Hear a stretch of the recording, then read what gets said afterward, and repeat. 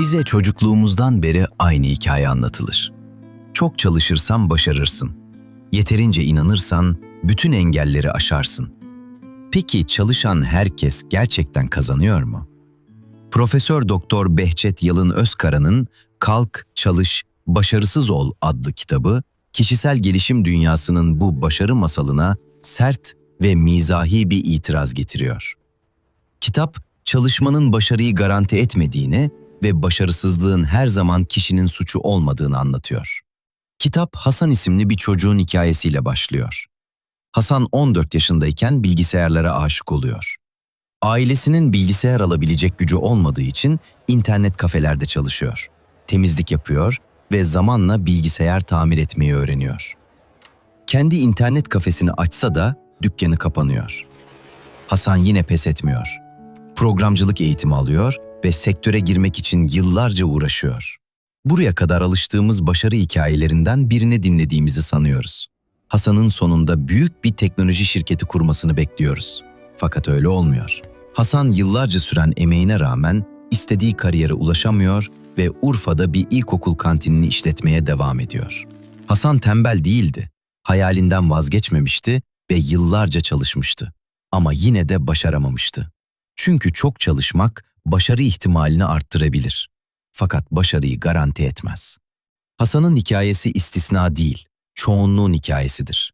Yalnızca kimse onları anlatmaz. Kitabın temel kavramlarından biri hayatta kalma önyargısıdır. İkinci Dünya Savaşı sırasında çatışmadan dönen uçakların üzerindeki mermi izleri incelenir.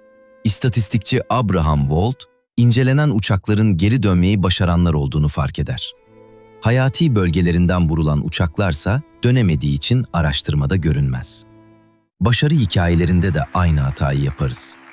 Başarılı insanları dinler ve alışkanlıklarını taklit ederiz.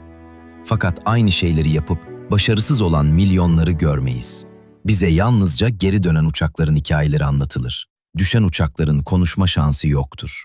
Kitap, başarı yarışının eşit şartlarda yapılmadığını da gösteriyor. Bir çocuk özel derslerle sınava hazırlanırken, başka biri geçim sıkıntısının ortasında çalışabilir. İkisine de çalışırsan başarırsın denir. Oysa biri yarışa önden, diğeri kilometrelerce geriden başlamıştır.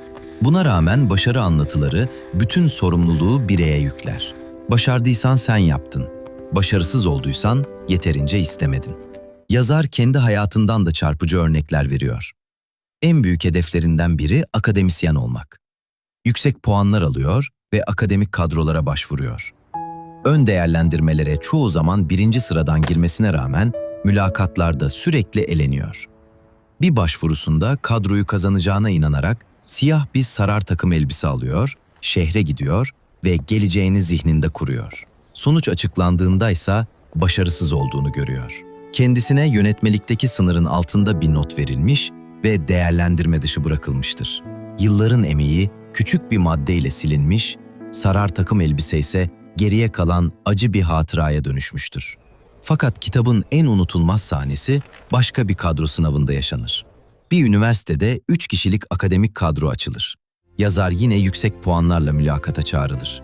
Adaylar en şık kıyafetleriyle beklerken içeri eşofmanlı bir kadın girer. Adı Asuman'dır.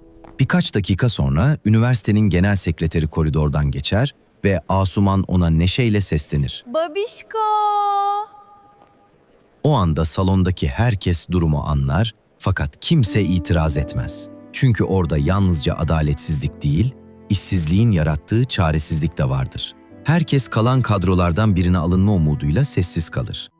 Sonuçlar açıklandığında 3 kişilik kadroya yalnızca bir kişinin uygun bulunduğu görülür.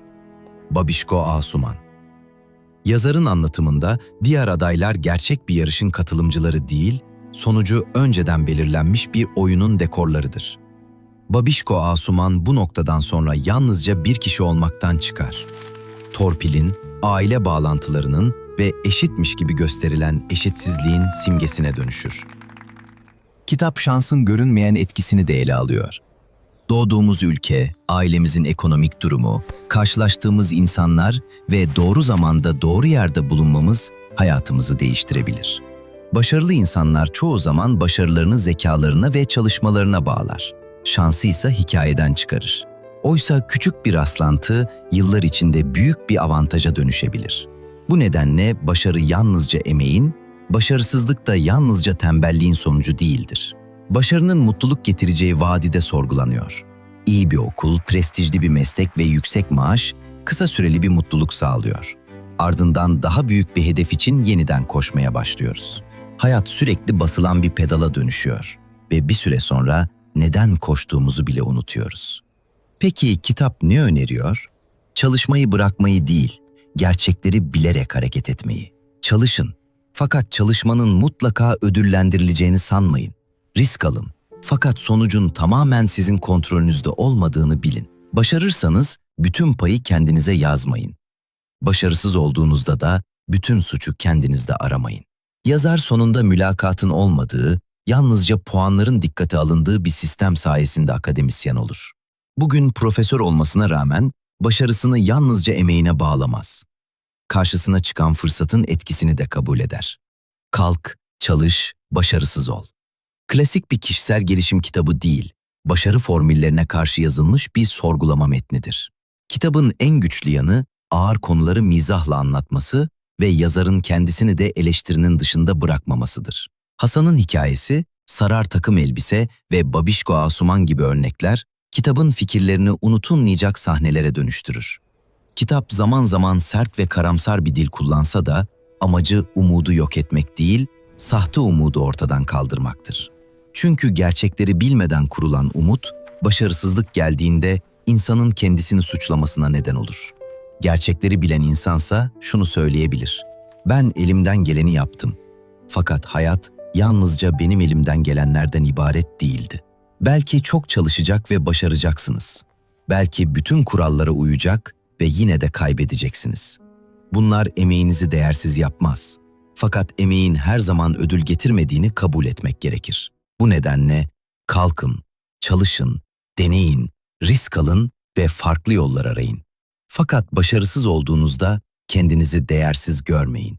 Çünkü bazen mesele sizin yeterince iyi olmamanız değildir. Bazen yarış eşit değildir. Hayallerinin peşinden koşup adı hiçbir başarı kitabına yazılmayan bütün Hasanlara, Sarar takım elbisesiyle mülakat kapılarında bekleyenlere ve çalıştığı halde kazanamayan herkese selam olsun. Elbette kitabın unutulmaz karakteri, 3 kişilik kadronun tek kazananı Babişko Asuman'a da selam olsun. Çünkü bazen bir sistemi anlatmak için yüzlerce araştırmaya değil, tek bir kelimeye ihtiyaç vardır. Babişko.